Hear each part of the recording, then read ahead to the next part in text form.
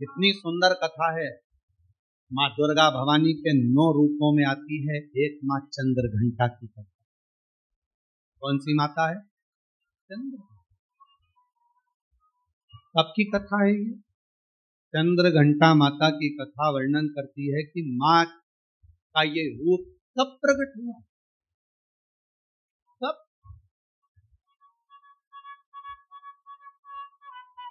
किस जगह पर प्रकट होता है माँ चंद्र घंटा का ये रूप? ये उस समय की कथा है जिस समय पर भगवान शंकर माँ पार्वती को ब्याहने के लिए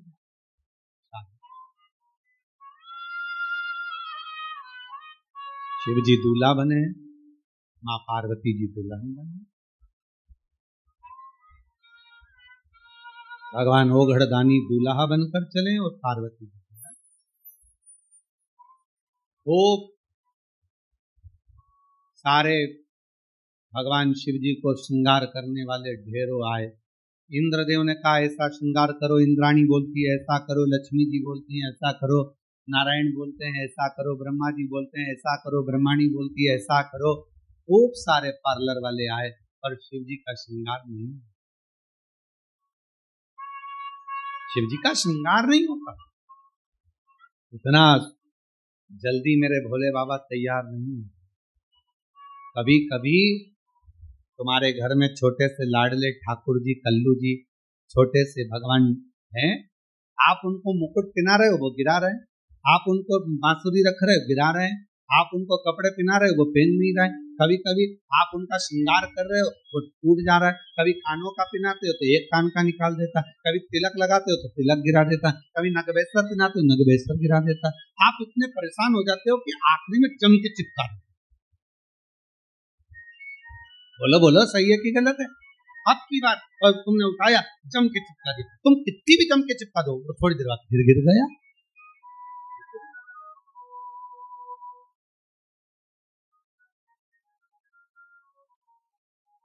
और कभी कभी ऐसा होता है कि 1, 2 मिनट, 5 मिनट, 10 मिनट में पूरा श्रृंगार कभी कभी तो परेशान कर दे, कभी कभी श्रृंगार। क्यों? आपके अधीन नहीं, वो अपनी मर्जी से तैयार होते हैं और अपनी मर्जी से ही आनंद पाते। मस्तक पर मलिया गिरी चंदन ऐसा तिलक लगाया, मोर मुकुट कानों में कुंडल ऐसा महकता रहे दरबार सावरे, महकता रहे दरबार सावरे। मेरा किसने किया श्रृंगार, तेरा किसने किया श्रृंगार। लगे दुल्हा दिलदार सांवरे, लगे दुल्हा दिलदार सांवरे। मेरा किसने किया श्रृंगार सांवरे। कभी पहन लेते हैं वस्त्र, कभी नहीं पहनते, कभी आभूषण पहनते हैं, कभी नहीं पहनते। क्यों? अब बाबा को दूल्हा बनाना या शंकर भगवान को सजाना कोई सरल बात? सरल है? बहुत कठिन, बहुत कठिन। सब देवता हार गए, श्रृंगार नहीं करते सब। और संपूर्ण भारतवासियों को, संपूर्ण देशवासियों को, संपूर्ण सनातनियों को इस कथा में से एक बात सीख लेना चाहिए। आप यदि भगवान शंकर के मंदिर में जाकर सावन के महीने में श्रृंगार कर रहे हैं, आप शिवरात्रि पे शंकर भगवान के मंदिर में श्रृंगार कर रहे हैं, मंदिर के लोगों में आपको सूचना दी कि मंदिर का श्रृंगार करना है, मंदिर में तैयारी करना है, तो आप अपने आप को किस्मत वाला समझना कि भोलेनाथ अपना श्रृंगार तुमसे करवा।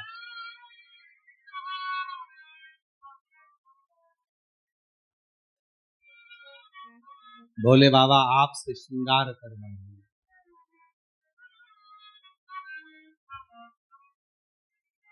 भगवान शिव जी ने अपना श्रृंगार भगवान विष्णु से नहीं करवाया, ब्रह्मा जी नहीं कर पाए, इंद्र नहीं कर पाए, गरुण वरुण नहीं कर पाए, भगवान शंकर का श्रृंगार कोई नहीं कर पाया। और अगर आप शिव जी के मंदिर में जाकर श्रृंगार कर रहे हो, सावन के महीने में शंकर भगवान को सजा रहे हो, आप शिवरात्रि पर भगवान शंकर का श्रृंगार कर रहे हो, तो समझ लेना कि भगवान शंकर जब नारायण जी से नहीं करवाए, ब्रह्मा जी से नहीं करवाए, तो तुम कितने शिव जी के प्रिय हो गए जो तुमसे भगवान श्रृंगार करे।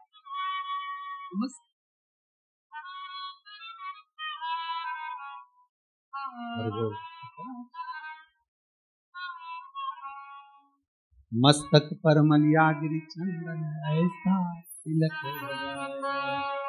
बाबा अगर आप सज रहे हो और हमसे सजवा रहे हो, तो ये तो हम पर आपकी करुणा है, हम पर कृपा है। पर किसी किसी को अहंकार आ जाता है, मंदिर में तैयार करते करते किसी किसी को अभिमान आ जाता है, अगर मैं मंदिर में गया तो श्रृंगार नहीं होगा। कई कई माताएं नहीं कहती थी, मैं मर गई ना उस दिन मालूम पड़ेगा, तो मर जा। देख लेते, ऐसे मरने से काम नहीं चलेगा। मैं अगर दुकान नहीं गया तो दुकान नहीं चलेगी, मैंने ये काम नहीं किया तो मेरा ये नहीं होगा, मेरा ये काम नहीं हुआ। अरे भाई कई लोग कहते गौतम मैं हूँ जो मंदिर में श्रृंगार कर देता हूँ, सावन के महीने में मैंने कैसा श्रृंगार करा, शंकर जी को कैसा सजाया, मंदिर में रंगोली मैंने डाली, मंदिर में ये काम मैंने करा, गौतम मैं हूँ जो श्रृंगार कर रहा हूँ, मैंने करा। अरे भाई भगवान नारायण से नहीं करवा पाए, ब्रह्मा जी से नहीं करवाए, इंद्र से नहीं करवाए, पैर से करवा रहे हैं। समझ लेना कि तू भगवान के करीब है। अहंकार मत आने देना, अभिमत्ता नहीं आने देना, अहंकार में मत फूल, तेरे से कर। महकता रहे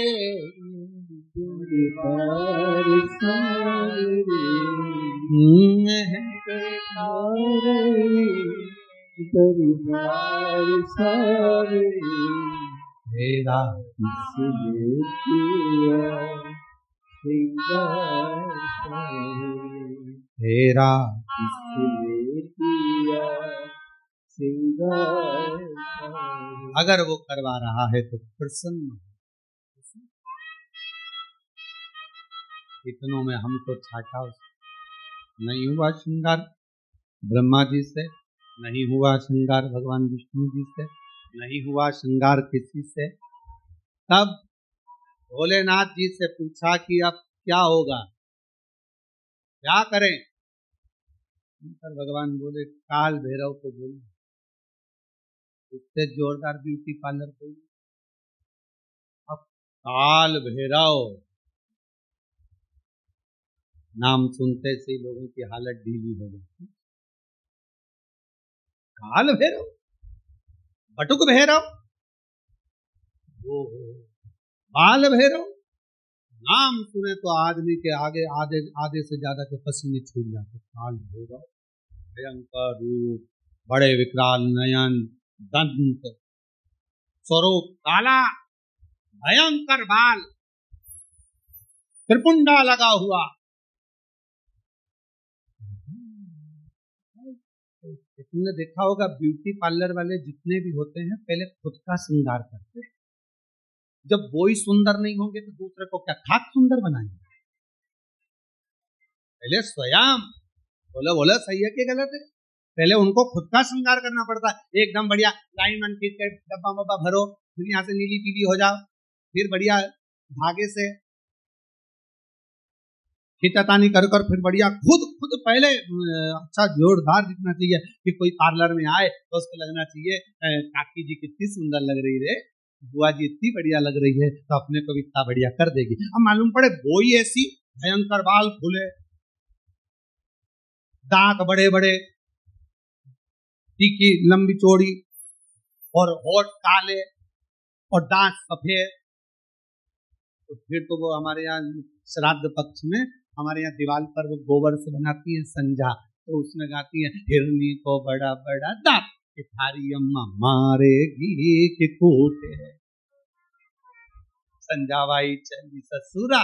अब हमारे यहाँ इधर गाते, अब तुम्हारे उधर गाते कि नहीं गाते हमको नहीं, और हमारे उधर संजा है होली है पूज लो। अब छोटी सी गाड़ी लुढ़कती जाए बामे बैठी संजा माय लहंगो लहराती जाए, चूंदड़ी चमकाती जाए, चूड़ला दमकाती जाए, संजा बाई बोझ जाए बोझ।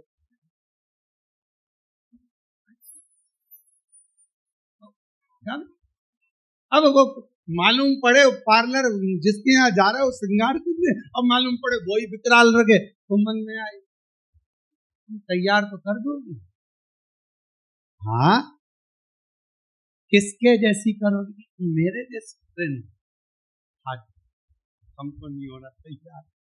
तो पहले पार्लर वालों को तैयार होना पड़ता है, पहले पार्लर जो चलाए पहले वो श्रृंगार करे। अब भगवान नारायण जी से भगवान शिव तैयार नहीं हुए, भगवान ब्रह्मा जी से नहीं हुए, इंद्र से नहीं हुए, फिर पूछा कौन को बुलाया जाए, सब हार गए, आखिरी में सूचना कर दी काल भैरव को, भगवान काल भैरव आए।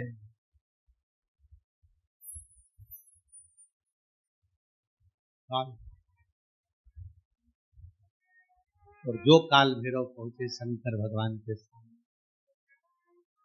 शिव जी से पूछा प्रभु क्या करना है, शंकर भगवान कहे तैयार कर दो, तैयार।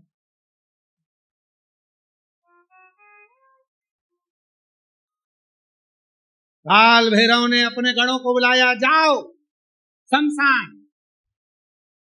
भगवान विष्णु ने सोचे शमशान से क्या लेना, जाओ शमशान, राख उठा लाओ। लक्ष्मी जी ने नारायण भगवान से कहा हो गया तैयार। अब राख लपेटने से कुछ दूल्हा तैयार। अरे भाई पूरी जिंदगी लपेटो, पर शादी में तो अच्छे से पेंटिंग करके बढ़िया अच्छे से तो रहो है? घर में जब शादी होती है ना, तो घर का जो बूढ़ा व्यक्ति होता है ना 70-80 साल का, भले बूढ़ा हो गया और उसके भी बाल रंग देते, डाई कर दो इनको, डाई कर दो, और मुंह में नहीं दांत, और टाई माई बांध के दरवाजे पे बुजुर्ग जो होते हैं दादा दादी, उनको दरवाजे पे बोर मोर बांध के नथनी पिना के, दादी बेचारी घी एकदम, और लहंगा पिना दिया, चोली पिना दी, चूड़ा पिना दिया दादी जी के, और एकदम कमजोर, पूरे मुंह पे साल, हाथ पे साल, 80-85-90 साल, और दादाजी और ज्यादा बेचारे से डंडा पकड़े, और मालूम पड़े टाई कोट सब पिना के, मुंह में दांत नहीं, पूरे गाल अंदर, और दादाजी एकदम दुबले पतले, और 25 बार वहीं पर खड़े खड़े सब लोग देखते बोले दादाजी आज तो बहुत स्वीट लग रहा है, अच्छा दादाजी तो लाओ जरा राख लाओ, राख लाए गए, बाबा पे चढ़ा दी, उन्होंने लाए भरकर झोली में और फोड़ दो, शंकर भगवान की सारी फोड़ दी। अब तो जो जटा अच्छी खासी थी वो भी, अब तुम्हारे बाल में कोई राख भर दे तो कैसा होगा। अब जो राख शरीर पे लगती थी, बाबा भोलेनाथ जी के जटा पे थोड़ी ना राख लगाई जाती, राख तो शरीर पे लगाई जाए, पर उन्होंने तो लगाया। अब पाउडर का डब्बा सिर पर भी कोई डालता है, उन्होंने लाके राख फोड़ दी, शंकर भगवान पूरी शरीर अच्छा दिखा। काल भैरव ने कहा आंख भी दब गई, आंख भी दब गई, राख राख में भस्म में पूरी आंख हो गई। काल भैरव ने उसी समय अपने हाथ की हथेली ली और पूरी आंख को पोंछ दी, अब जो राख वो सब खाली हो। काल भैरव खुश हो गए, बोले बाबा काजल जोरदार लग गया। शंकर जी सोचे तू तैयार कर रहा है तो अच्छा ही करे, पूरा सज धज के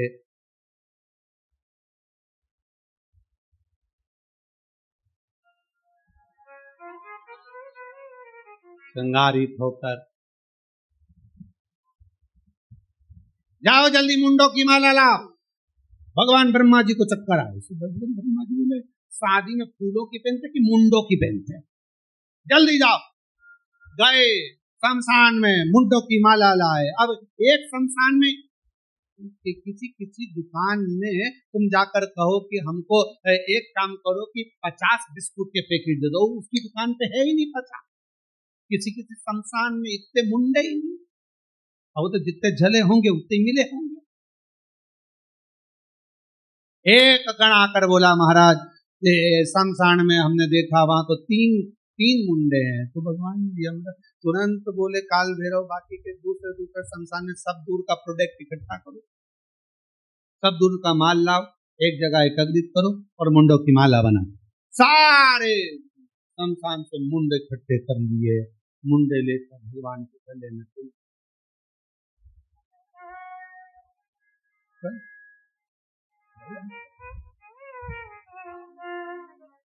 और सांप पकड़ लाओ।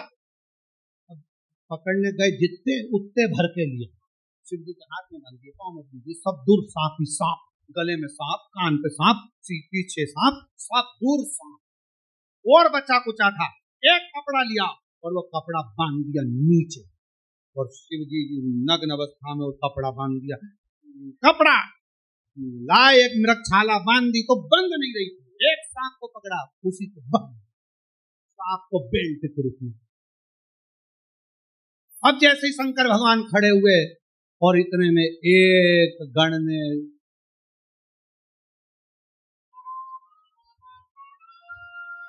और जैसे ही उन्होंने पुंगी बजाई, बजाते से सांप जैसे ही उसने नाचना चालू करा, मृगछाला भोलेनाथ जैसे थे वैसे की।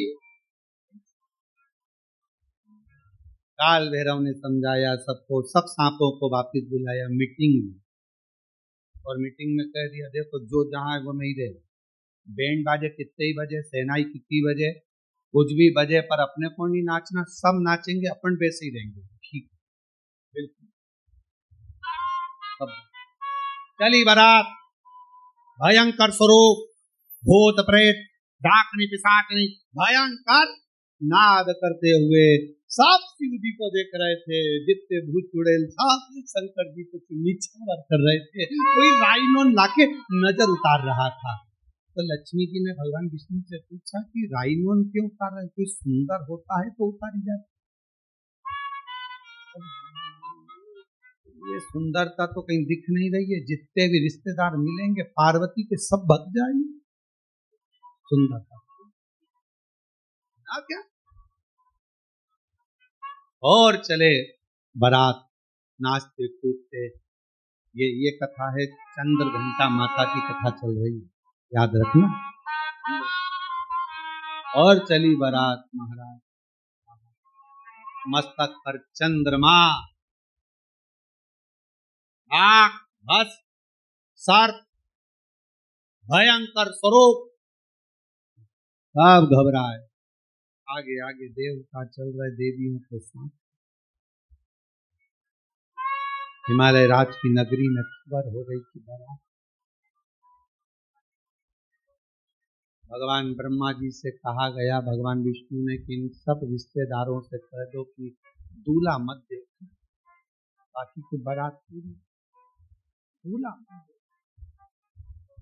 क्यों, बस मना कर दो कि दूल्हा मत। खबर करे, देवता निकले, निकलते थे ब्रह्मा जी ने हाथ हिलाकर कहा कि अंदर जाओ, अंदर।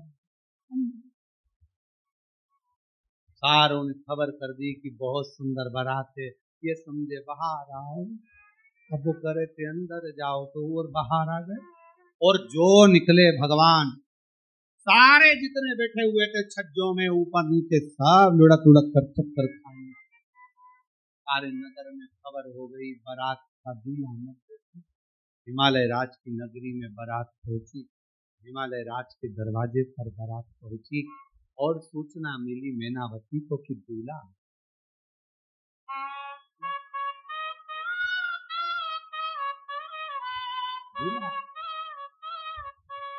और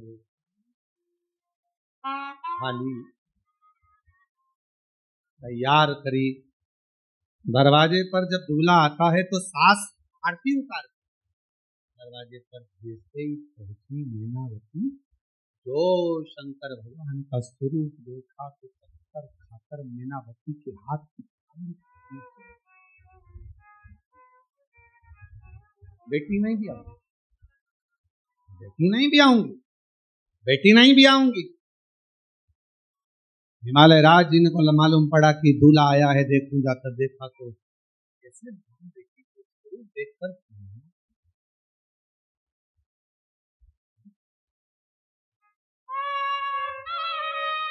सब घबरा रहे थे। खबर पहुंच गई मां जगत जननी जगदम्बा अम्बा के पार्वती। दूल्हा तो आया है पर रूप अच्छा, भयंकर रूप रखकर आया है। पार्वती हाथ जोड़े तेरे, शादी कैंसिल, विवाह कैंसिल, विवाह मत कर पार्वती। दूल्हा भयंकर। पार्वती जी बोली एक बार मुझे भी तो देखिए, जिसके बारे में इतना सुना था, आराधना करी थी कि कर्पूर गौरम करुणावतार संसार सारम सदा वसंतम हृदया भवम। नमः शिवाय। ओम नमः शिवाय।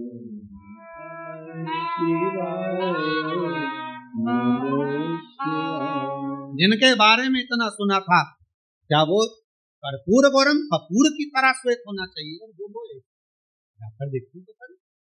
जो मेरी मैया सिर पर पल्लू डालकर, नैनों में सुरमा लगाकर, हाथ में चुड़ला, पांव पे जनिया, कमर कर दनिया, सिर में गजरा, माथे पर बेंदा, मस्तक पर बिंदी, नाक में नथनी, होठों पे लाली, कानों में मुंदा, गले में हरवा, और मेरी माँ पहुंच गई दरवाजे पर।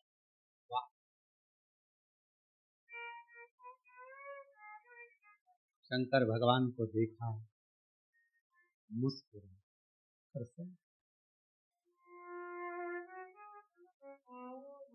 कुछ नहीं देखा पार्वती जी, कुछ भी नहीं, केवल एक ही चीज देखी, शिव जी का ऊपर राख कितनी ये नहीं, शंकर जी के तन पर कितने सांप बिच्छू ये नहीं।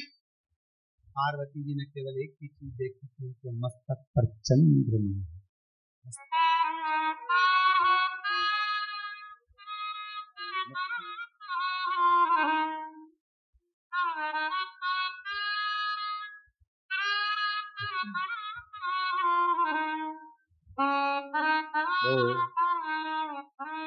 किसी ने एक भजन गाया है पहले, वो हमको आता तो नहीं है पर सुना है, मस्तक पर चंदा बाई,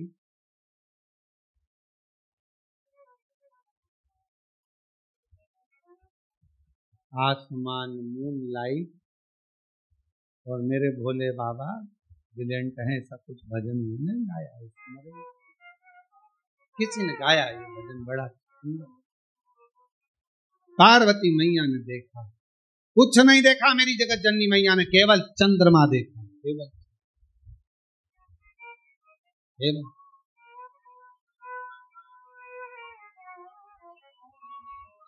और चंद्रमा देखते से मेरी माँ जगत जननी जगदम्बा अम्बा निहारने लगी चंद्रमा को। चंद्रमा ने माँ अम्बा जगदम्बा को देखा, देखते से माँ अम्बा जगदम्बा समझ गई, शिव जी कह रहे हैं घबराना नहीं, शांति रखना। सारा शरीर सांप बिच्छू राख और मुंडों से भर कर लाया हूं, और आखिरी में चंद्रमा साथ में। चंद्रमा सीख देता है कि शांति रखो, चंद्रमा सीख देता है कि थोड़ा मौन रहो, चंद्रमा सीख देता है कि थोड़ा हृदय को ठंडा रखना, चंद्रमा सीख देता है क्रोध मत करना, इतनी जल्दी डामाडोल मत हो जाना, मन को विचलित मत कर लेना। चंद्रमा सीख देता है कि स्थिरता रखना। विघ्न आया है, कटेगा, चंद्रमा स्थिरता दे, शांति दे, मौन दे। माँ ने हाथ जोड़ लिए बाबा भोलेनाथ जी से, चंद्रमा को देखा और देखकर कहा, चंद्र आप शिव जी को लेकर आए हो यहाँ, जितनी शीतलता मेरे शिव जी में है उतनी शीतलता मुझ में देना, शांति जितनी शिव में है उतनी शांति मुझे देना, धैर्य मुझे देना, विश्वास मुझे देना कि मैं डिगूं। भीतर प्रवेश हुआ बारात का। पार्वती जी ने हाथ जोड़कर कहा, मैं वरमाला तो पहनूंगी, मना नहीं है, पर चंद्रमा को उतार दो, क्योंकि मैं आपको पहनाना चाहती हूँ, चंद्रमा को थोड़ी। मैं आपकी अर्धांगिनी होंगी, चंद्रमा की थोड़ी। चंद्रमा नीचे उतरने लगे तो शिव जी से पूछा, मैं कहाँ जाऊं, कहाँ? पार्वती जी कहती हैं, जब मैं शंकर जी को माला पहनाऊं उस समय चंद्रमा मेरे मस्तक पर हो, और जिस समय पर शिव जी मुझे माला पहनाए तब चंद्रमा शिव के मस्तक पर हो।